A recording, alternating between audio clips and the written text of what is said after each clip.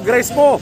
Tapos doon naman sa mga AIX at tupad, doon sa mga ayuda, meron. Ano nangyari? Isa po itong napakalaking walang kahihiyan ang ginawa ng Senado at kinonsinti din ng House of Representatives.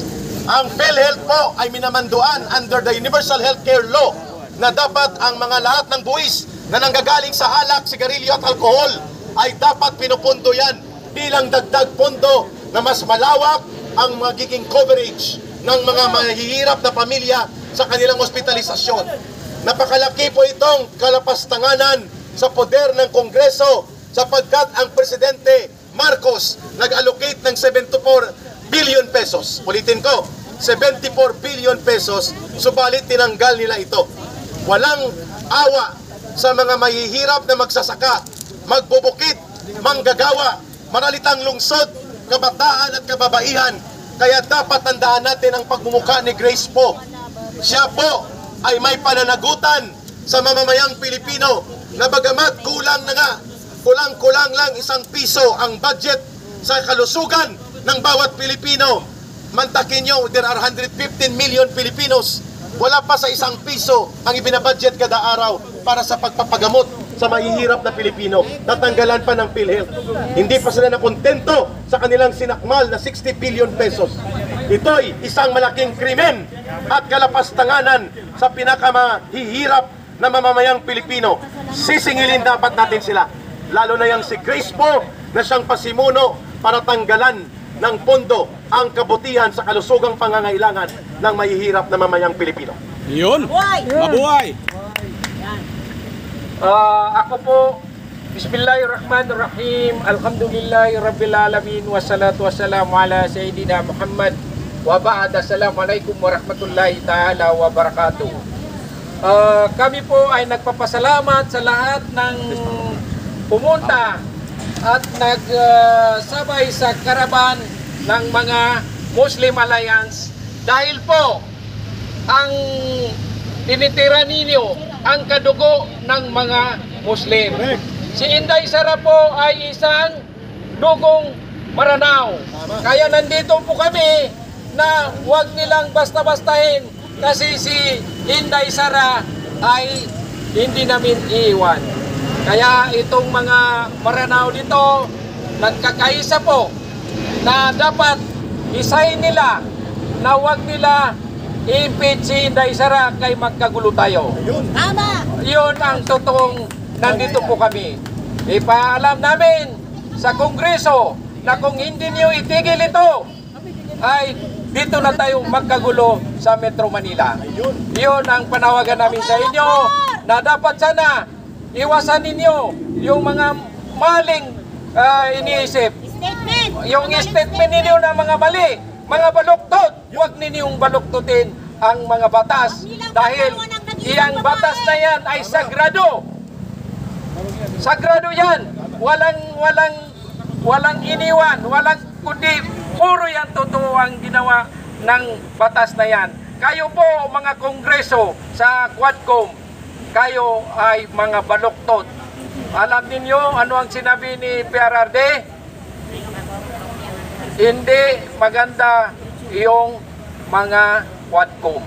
Kaya mga kapatid ko, ngayon nandito po kami hanggang hindi ninyo itigilan si BP Inday, hindi kami rin magtigil magprotesta sa inyo.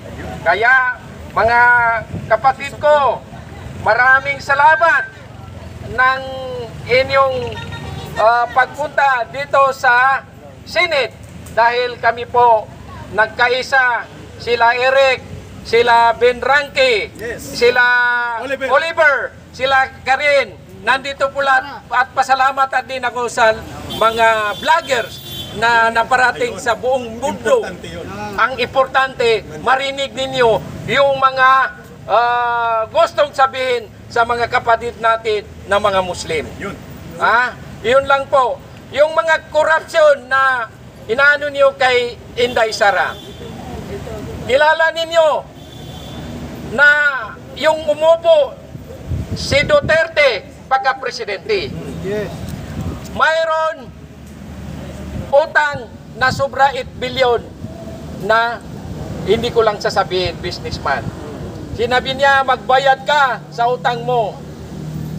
Tapos, biglang may pumunta sa Davao, nagdala, nagbitbit ng 3 million. Sabihin natin, sasabay tayo. Ano ang sinabi ni Duterte? Sabi niya, isauli ninyo yan sa kanya. Dagdagan lang niya yung kulang niya para mabayaran niya yung biyayar na utang niya sa gobyerno. Kung magnanakaw ang mga Duterte, kinuha niya yung 3 billion. How much ang 125 million? Wala yan sa kanila. Hindi sila magnanakaw. Matagal yan nakilala namin sila. Kaya umunlag ang Davao. The safest city in the world, the most livable city in the world, ang Davao City. Oh, nakikita ninyo yung 1988 na umupo ang mga Duterte hanggang ngayon na maganda tingnan ang Davao City. The cleanest city, the safest city, the livable city, only Davao City. Yun lang ang masabi namin sa inyo. Wassalamualaikum warahmatullahi ta'ala wabarakatuh. Maraming salamat, brother, sa iyong pakikipagkaisa. Mabuhay ang independent media vloggers. Mag-ingat kayo at mag-abang sa mga magaganda na mga pangyayari sa susunod pang mga araw para sa pagbabago ng ating bayan. Mensahe mo kay Martin Romualdez. Dapat na siyang umalis bilang Speaker of the House. Nakakahiya ang pagkagarapal niya sa poder at kapangyarihan, patatalsikin siya ng mamamayang Pilipino. Kung hindi sila magbabago, lalamunin sila ng kasaysayan sa daluyong ng galit ng mamamayang Pilipino. Siyak na magaganap yun. Sir, isang di ba si Colonel Grados nasa ospital? Pero inungtin pa rin ng mga congressman. Mensahe. Dapat ang kusasan dito si Paduano. Akusador, may utang ng mga dugo, at isang kaldirong kanin na NPA na sinipa ng NPA dahil naging bodyguard yan ng mga politiko at asyendero sa Negros. Magbabayad din sila. Walang katotoran at walang puso ang ginagawa nila. Ang kanilang pang-aabuso ay may hangganan din. Ito ay lantarang pang-aabuso sa mga saligang batas at karapatan ng taong bayan. Maraming salamat po. Thank you. Ayan. Thank you, brother. Si Ka Eric, mga kababayan. Ingat, ingat. Okay. So yan mga kababayan. Ayun mga kababayan ko. Mga kababayan po. Magsiuwi. Tapos na. Alright, so thank you so much. So dito po yung end ng ating caravan mga kababayan. Maraming salamat mga kababayan sa inyong pagsubaybay dito sa ating live. Maraming salamat po. Follow po sa ating page.